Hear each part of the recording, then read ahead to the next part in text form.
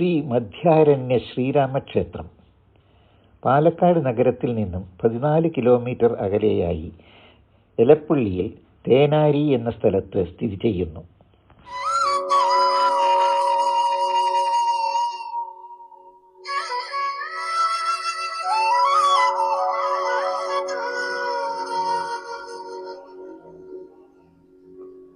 രാം രാം രാം രാം രാം രാം രാം രാം.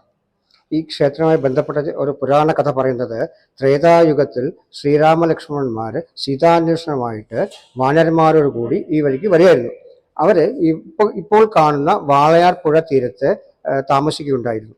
വാളയാർ പുഴയിൽ ശ്രീരാമൻ സ്നാനം കഴിഞ്ഞ് മരവുരിയും കൃഷ്ണാജിയും എടുക്കാൻ പറഞ്ഞപ്പോൾ ലക്ഷ്മണൻ പലവിധ ചിന്തകളാൽ അദ്ദേഹം പറഞ്ഞത് കേൾക്കാനിടയായില്ല. അത് കാരണം ലക്ഷ്മണന് ഒരു പാപം അനുഭവിക്കേണ്ടി വന്നു. അപ്പൊ പാപത്തിന് പരിഹാരം എന്ന് വെച്ചാൽ ഗംഗാ നദിയിൽ പോയി സ്നാനം ചെയ്യുക എന്നായിരുന്നു അതിന് പരിഹാരം കിട്ടിയത്.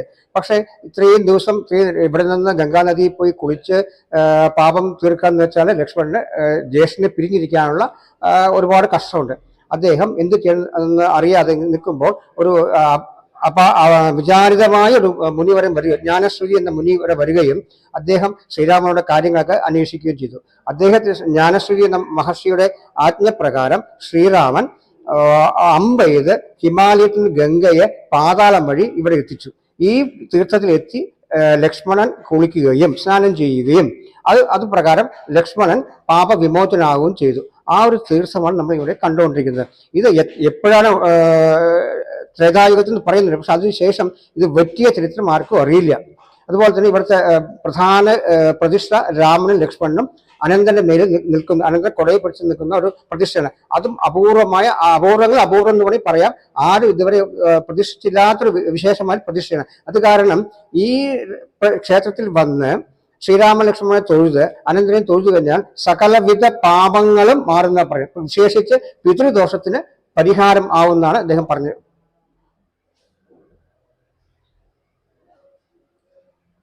ഇനി പറയാൻ പോകുന്നത് ഈ ക്ഷേത്രത്തിലെ ഹനുമാൻ സ്വാമിയുടെ വിശേഷങ്ങളാണ്. അതായത് ഇത് എന്ന് പ്രതിഷ്ഠിച്ചോ ഏത് പ്രതിഷ്ഠ ആർക്കും അറിയില്ല. ഈ ഹനുമാൻ സ്വാമിയുടെ ഇടത് കൈയിൽ തൃക്കൈ വെണ്ണ വെച്ചിട്ടുണ്ട്.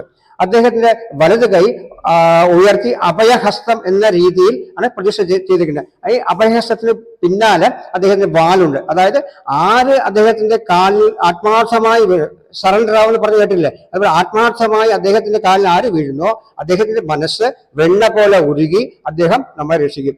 ഏത് ആപത്തു നിന്നും എന്ത് കാര്യത്തിനും വിശേഷം, പ്രത്യേകിച്ച് കുട്ടികൾക്ക് വിദ്യാഭ്യാസം, ജോലി, കല്യാണം, സന്താന ഭാഗ്യം.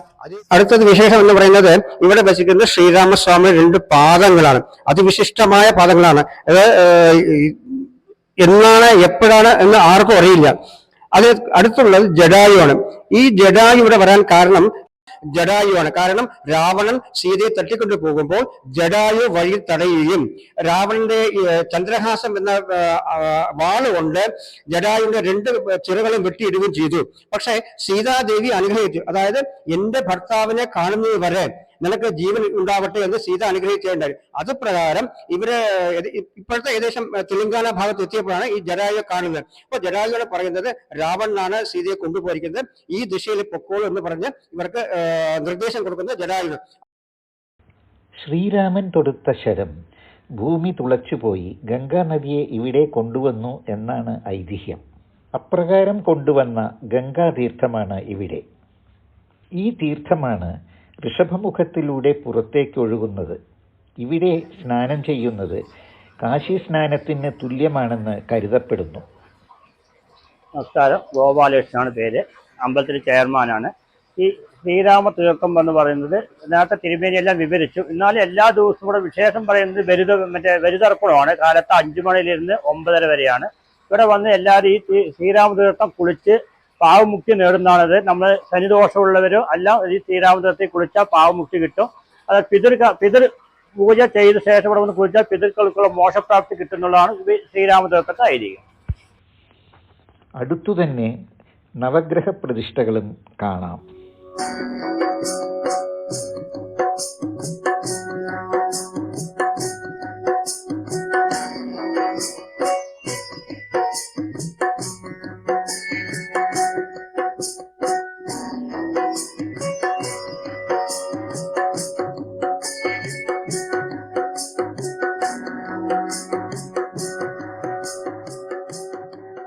ഊട്ടുപുരയിൽ നിന്നും പുറത്തു കടക്കുമ്പോൾ കാണുന്നതാണ് ആൽത്തറ.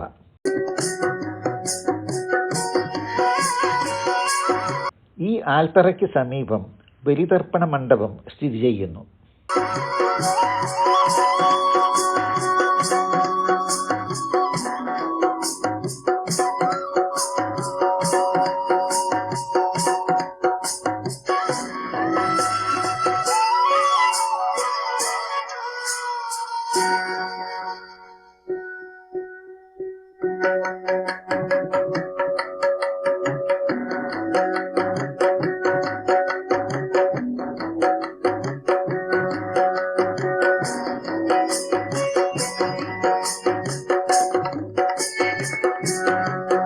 ക്ഷേത്രത്തിന് പിന്നിൽ വളരെ വിസ്താരമേറിയ ക്ഷേത്രക്കുളം കാണാം.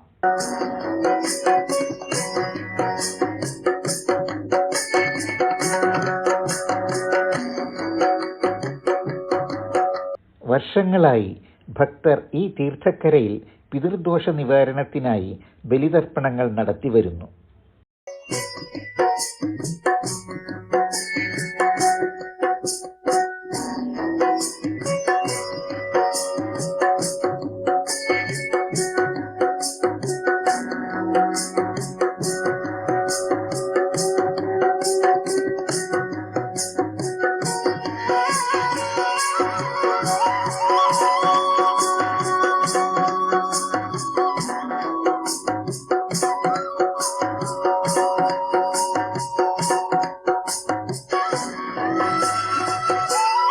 ഋഷഭമുഖത്തിലൂടെ ഒഴുകുന്ന ശരഗംഗാ തീർത്ഥത്തിൽ സ്നാനം ചെയ്താൽ സർവ്വ പാപങ്ങളിൽ നിന്നും മുക്തി ലഭിക്കുമെന്നാണ് വിശ്വാസം.